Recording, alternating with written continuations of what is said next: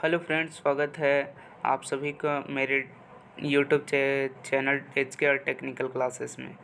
Friends, I hope आप सब अच्छे होंगे। तो फ्रेंड्स, मैं आपके लिए स्ट्रेंथ ऑफ मटेरियल का कुछ ऑब्जेक्टिव क्वेश्चन लेके आया हूँ जो SSC, JE, RRB, JE and other technical competitive exams के लिए हेल्पफुल हो सकते हैं। तो फ्रेंड्स, आइए शुरू करते हैं। देखते हैं फर्स्ट क्वेश्चन क्या है, कह रहा है the unit of stress in SI unit is. तो स्ट्रेस का जो एसआई यूनिट होता है वो क्या होता है? तो स्ट्रेस का जो एसआई यूनिट होता है वो होता है फ्रेंड्स के किलो न्यूटन पर mm स्क्वायर। क्या होता है? किलो न्यूटन पर mm स्क्वायर। फिर अगला क्वेश्चन है friends, the deformation per unit length is called. Deformation per unit length को क्या कहा जाता है? तो फ्रेंड्स, इसका राइट आंसर ए हो जाएगा। डिफॉर्मेशन पर यूनिट लेंथ को टेंसाइल स्ट्रेस कहा जाता है। क्या कहा जाता है? टेंसाइल स्ट्रेस कहा जाता है। अगला क्वेश्चन है the unit of strain. Strain का यूनिट क्या होता है? तो ये स्ट्रेन का यूनिट हम जानते हैं फ्रेंड्स कि स्ट्रेन जो होता है change in length. Strain equal to क्या होता है कि change in length to the original length. तो लेंथ का भी यूनिट होता है मीटर और इसका भी यूनिट होता है मीटर। तो मीटर से मीटर कैंसिल हो जाता है, यानी कि इसका जो यूनिट होता है ये यूनिट लेस क्वांटिटी होता है एंड डायमेंशन लेस होता है। तो फ्रेंड्स, स्ट्रेन का कोई भी यूनिट नहीं होता है, सो इसका आंसर क्या हो जाएगा? डी हो जाएगा। नो यूनिट होता है। ठीक है। अगला क्वेश्चन कहता है strain is equal to. Strain is equal to क्या होता है? तो स्ट्रेन अभी फ्रेंड्स बताएं कि ये क्या होता है कि change in length to the original length, यानी इसका ऑप्शन नंबर बी क्या हो जाएगा? करेक्ट हो जाएगा। अगला क्वेश्चन है when a body is subjected to two equal and opposite pushes as a result of which the body tends to reduce its length, the stress and strain induced in is compressive। कह रहा है कि when जब body, मान लीजिए ये कोई body है और इस पे जब दो equal and opposite forces push nature के फोर्स लगते हैं, equal and opposite push nature के फोर्स लगते हैं, तो इस पे कह रहा है कि क्या, तो क्या compressive stress and strain induced होते हैं तो ये सही है कि ये ट्रू है, यानी इसका आंसर क्या हो जाएगा? ए हो जाएगा कि जब कोई बॉडी पर पुश नेचर का फोर्स लगता है तो इस पे क्या होता है कि compressive stress and strain develop होते हैं। फिर अगला क्वेश्चन है when a body is subjected to two equal and opposite pulls as a result of which the body tends to extend its length, the stress and strain induced is। क्या कहता है कि ये उसका जस्ट अपोजिट है कि when, मान लीजिए एक कोई बॉडी है, ये बॉडी है, इस पे जब पुल नेचर के फोर्स लगेंगे, यानी कि इस तरह से फोर्स लगेंगे, ये फोर्स पी है, ये फोर्स पी है, तो इस तरह के equal and opposite pull nature के फोर्स लगेंगे तो इस पे क्या, कौन सा स्ट्रेस एंड स्ट्रेन डेवलप होता है?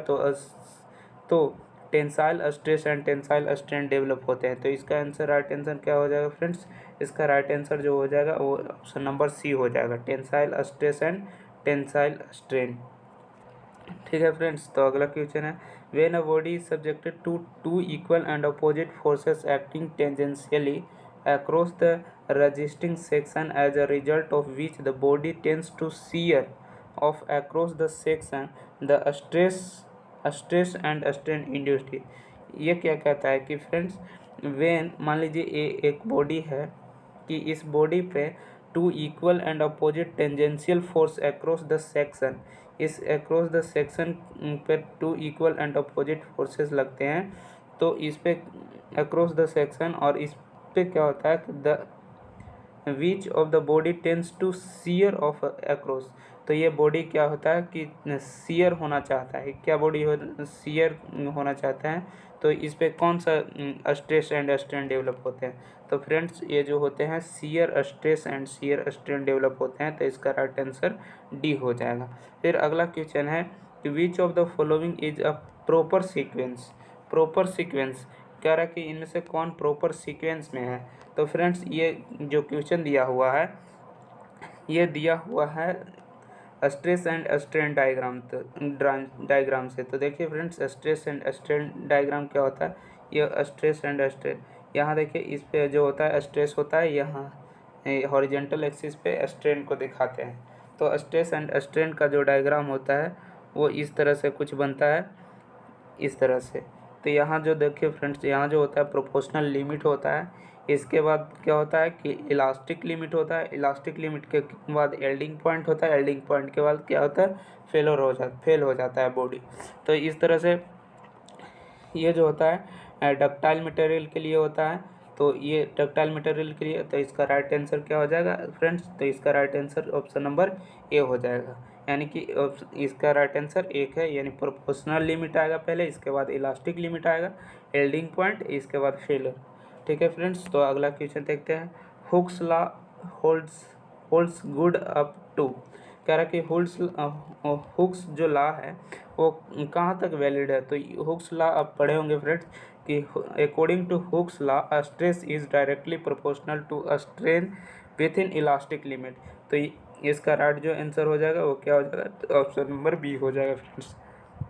अगला क्वेश्चन है कि when a material is loaded with in elastic limit stress is. तो अभी बताएं कि when a material is loaded elastic limit, जब मटेरियल पर इलास्टिक लिमिट पर तक कोई लोड दिया जाता है फ्रेंड्स, तो उस पर क्या होता है कि स्ट्रेस जो होता है वो डायरेक्टली प्रोपोर्शनल टू स्ट्रेन के बराबर होता है। यानी स्ट्रेन जितना ही बढ़ेगा, स्ट्रेस जितना बढ़ेगा स्ट्रेन उतना ही बढ़ेगा। तो इसका राइट आंसर क्या हो जाएगा, बी हो जाएगा friends. E stress is directly proportional to strain. फिर अगला क्वेश्चन है, वे द रेशियो ऑफ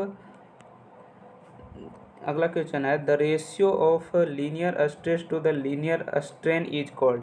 तो friends, linear stress and linear strain के रेशियो को क्या कहते हैं, तो फ्रेंड्स इसको कहते हैं modulus of elasticity, modulus of elasticity. ठीक है फ्रेंड्स, अगला क्वेश्चन है द अगला क्वेश्चन क्या है, the unit of modulus of elasticity is same as those of. तो फ्रेंड्स, जो ये होता है यूनिट ऑफ इलास्टिसिटी जो होता है वो सेम होता है कैसे, stress pressure and modulus of rigidity के सेम होता है। यानी तो इसका जो राइट आंसर हो जाएगा फ्रेंड्स वो क्या हो जाएगा, डी हो जाएगा इसका राइट आंसर। तो ठीक है फ्रेंड्स, आज के लिए बस इतना ही। अगर मेरा वीडियो अच्छा लगे तो इसे लाइक शेयर एंड सब्सक्राइब ज़रूर करें। एंड कुछ भी सजेशन हो तो कमेंट बॉक्स में ज़रूर बताएं। थैंक्स।